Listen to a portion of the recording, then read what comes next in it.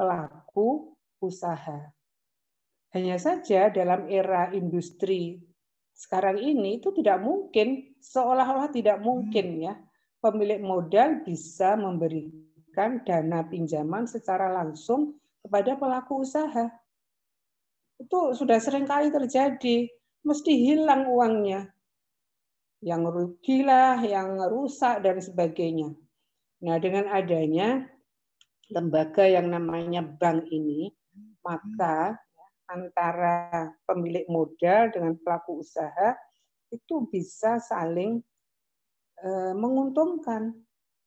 Orang yang punya uang tapi tidak mampu berusaha, mungkin karena nggak punya waktu atau nggak punya skill, ya dia tidak bisa memanfaatkan untuk memutar uangnya sendiri.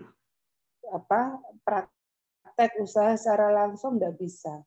Di satu sisi ada orang yang memiliki skill berusaha, bisa memperluas usahanya, tapi butuh modal. Nah, disinilah lewat bank yang mempertemukan dengan cara-cara yang sudah ditetapkan bank, sehingga pemilik modal juga aman uangnya. Dia juga mendapatkan imbalan, walaupun tidak sebesar yang misalnya dia bisa berusaha sendiri sebagai pelaku usaha. Nah, dari di sini siapa yang menentukan itu? Ya manusia mustahidnya. Apakah riba, apakah bunga bank ini dikiaskan, disamakan dengan mudharabah atau dia riba? Kalau riba ya jelas haram. Gitu. Tapi kalau ini sepertinya mudharabah ini. Ya, karena kalau riba zaman Rasul itu memberi pinjaman kepada orang-orang miskin sampai bunganya bertumpuk-tumpuk sampai orang itu jadi budak. Nah, sementara sekarang bank itu nggak kenal orang miskin. Kalau dia punya CSR, itu pun akan disalurkan melalui lembaga-lembaga tertentu, tidak langsung kepada orang miskin. Nah, itu ro'yu. Ya. Jadi, saya ulangi, ro'yu itu alat, bukan sumber. Yang sumber apa? Yang sumber Alkitab dan As-Sunnah. Itu yang harus diikuti, dipatuhi. Sedangkan apa yang dari sumber ar-ro'yu, itu tidak mengikat. Siapa yang mau mengikuti, yang tidak, mungkin dia punya pendapat sendiri, dipersilahkan. Gitu. Nah, contoh-contoh ro'yu misalnya kodifikasi Al-Quran. Itu kan tidak ada perintahnya secara eksplisit ya. Yang ada inna nahnu nazzalna dzikra wa inna lahu lahafidun. Kami menjaganya. Nah, secara implisit kami menjaganya, itu juga perintah supaya manusia juga menjaga Al-Quran. Nah, makanya kemudian gimana caranya? Nah, ini merupakan ro'yu, dikumpulkan dalam satu mushaf. Karena selama Nabi itu sudah ditulis tapi masih terpencar-pencar dalam batu, ditulis di batu, ditulis di pelepah kurma, ya. Dan ada yang disimpan di rumah Aisyah, ada yang di para sekretaris wahyu kan gitu, lalu dikodifikasi menjadi satu mushaf untuk menjaga Al-Quran. Itu dan banyak contoh lain ya pada periode Khulafaur Rasyidin itu yang menggunakan ro'yu. Misalnya Khalifah Abu Bakar, ya itu kodifikasi itu pada masa Khalifah Abu Bakar ya. Selain itu kan Khalifah Abu Bakar itu memerangi orang-orang yang tidak mau membayar zakat.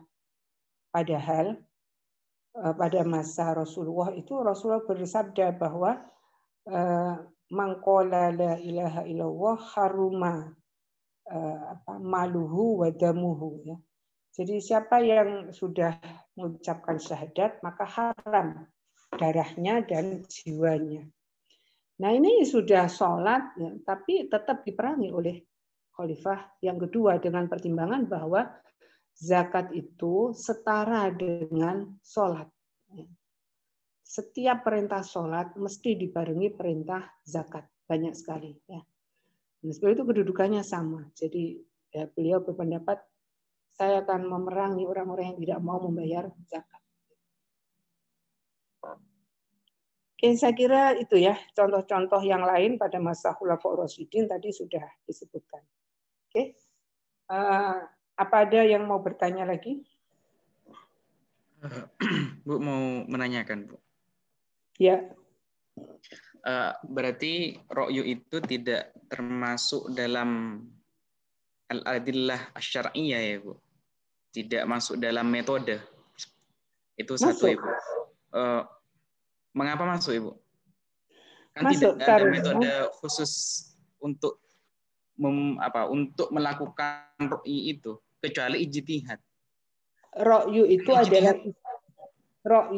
itu adalah istilah yang populer pada periode Khulafaur Rasyidin dan Tabi'in. Tapi pada periode berikutnya, ro'yu itu sudah terpecah-pecah sesuai dengan teknisnya. Qiyas sesungguhnya adalah ro'yu. Ya. Istihsan ro'yu. Satu dariah ro'yu. Maslahah mursalah ro'yu. Istishab ro'yu. Namun memiliki metode-metode yang berbeda-beda. Gitu. Antara qiyas dengan istihsan itu caranya berbeda, tapi basisnya semuanya ro'yu. Ya, sama seperti ilmu. Ya.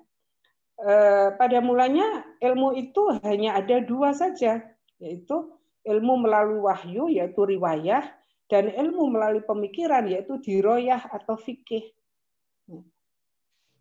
Atau disebut ilmu gitu aja. Nah, pada perkembangan kemudian menjadi terdiferensiasi ya. Jadi ada ilmu Al-Qur'an, ada ilmu tajwid, ada sunnah, ada mustolah, ada fikih, ada ilmu kalam. Ini sudah pecah dari induknya. Seiring dengan perkembangan masyarakat dan peradaban Islam. Ya, Ibu. Berarti kalau dapat disimpulkan, al-adillah asy-syar'iyyah itu hanya ada 3 awalnya, yaitu Al-Quran, As-Sunnah, dan Ro'yu. Yang mana Ro'yu itu bermacam-macam nantinya. Iya. Ya, terima kasih. Kalau saya sebutkan tadi, qiyas, kemudian istihsan, maslahah mursalah, satu dariah, itu dalam buku-buku usul fikih disebut dengan dalil-dalil al-mukhtalaf alaiha. Ya. Dalil-dalil yang diperselisihkan. Maksudnya diperselisihkan itu ada madhab yang menggunakan, ada madhab yang tidak menggunakan. Itu.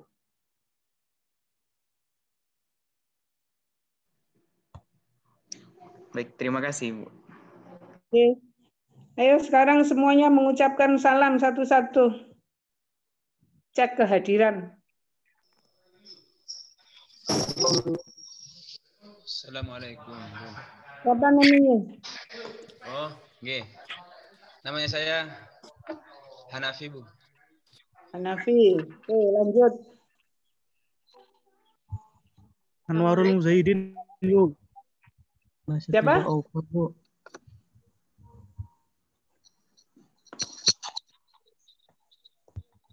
Ayo. Muhammad Ali Musin, Bu. Assalamualaikum. Waalaikumsalam. Terus berikutnya. Anwarul Zaidin. Oke, berikutnya. Assalamualaikum, Bu. Anwarul Ahmad Zaidin, Bu. Saifullah. Berikutnya. Helmi Ya. Muti Sofi. Siapa? Helmi Muti Sofi. Hilmi. Helmi. Oke. Ya, Bu. Helmi Muti Sofi. Oke, yang lain. Assalamualaikum, Bu. Samsul Rijal, Bu. Samsul Rijal. Oke, lanjut. Assalamualaikum, Bu. Maafi. Assalamualaikum. Ya. Waalaikumsalam. Lanjut. Assalamualaikum, Bu. Kemasri Aufa. Ya, lanjut. Assalamualaikum, Bu. Adran Maghfur. Ya, lanjut. Assalamualaikum, Bu. Ahmad Saifullah. Ya, lanjut. Anissa. Mana nih fotonya? Videonya mana? Matul Aulia, Bu. Himatul Aulia. Oke. Lanjut. Assalamualaikum Bu. Anwarul Muzahidin Bu. Ya, lanjut. Assalamualaikum Bu Abdurrahman Muksid Bu. Ya, ya. Oke, masih ada? Assalamualaikum Bu, Fauzia Putri Bu. Ya.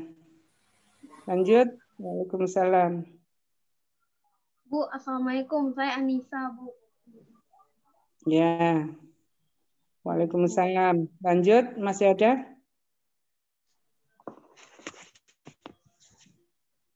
Nggak ada.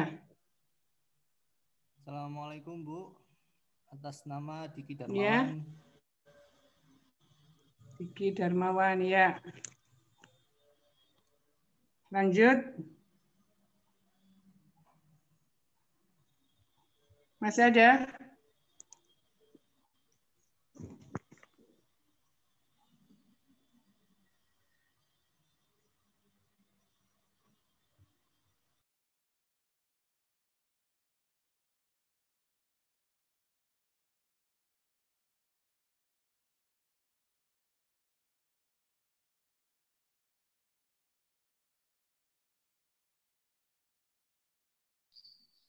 Bu, punten.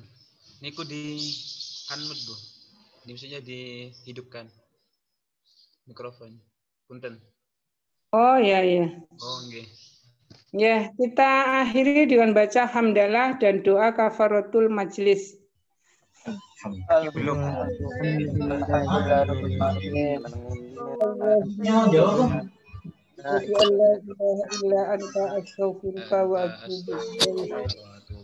Saya live ya. Assalamualaikum warahmatullahi wabarakatuh. Waalaikumsalam warahmatullahi wabarakatuh.